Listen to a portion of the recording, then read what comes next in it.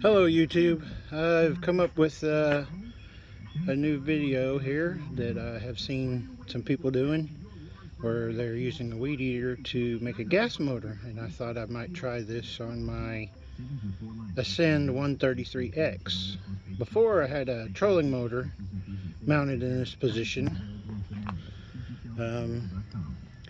As you can see, I have the one objective universal mount that goes right onto the transom there.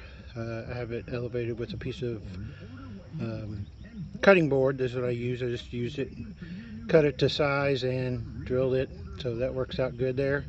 I'm using the trolling motor mount and lift.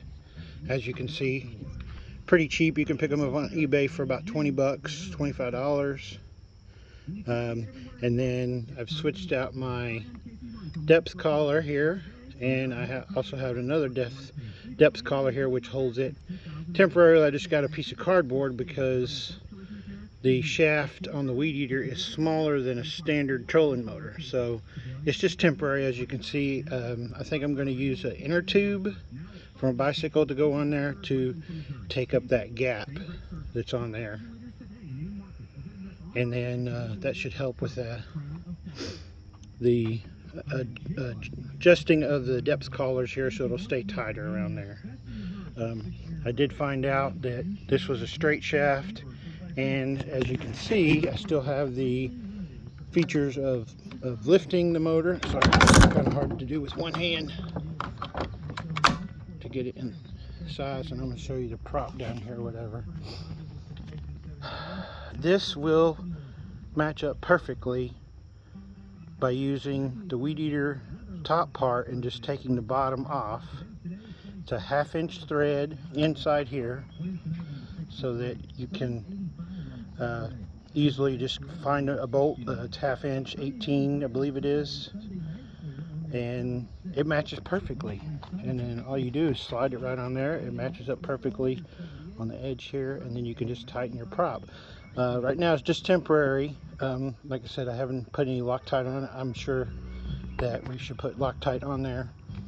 And then also too, I noticed when we're taking the rotating mechanism off inside here, that I'm gonna have to put some type of sealant on here so there gets no water into the gear case. So right now I haven't done that. I kind of cleaned it up a little bit, washed it, but it's still pretty dirty. But I am gonna have to seal this, because I don't know if you can see or not. Right, focus on my phone camera right here, there we go, it focused. There's a little gap, and you see, and I'm afraid there's going to get water in there, so we're going to have to seal that with some, but I'm going to try to put it all on here and seal that. And then over here, I'll show you the motor. This is a Remington, like a 25cc, so it's not very big. I'm just kind of trying this out so that we can see how it's going to work. First of all, I went and got a universal lawnmower cable. Let's see if I can turn it here. Cable to match to the throttle, and then to see if that would work. But I just, as putting everything together, found out that this cable here is not going to be long enough to reach to the seat position. Let me get it going here. Sorry, it's a little shaky.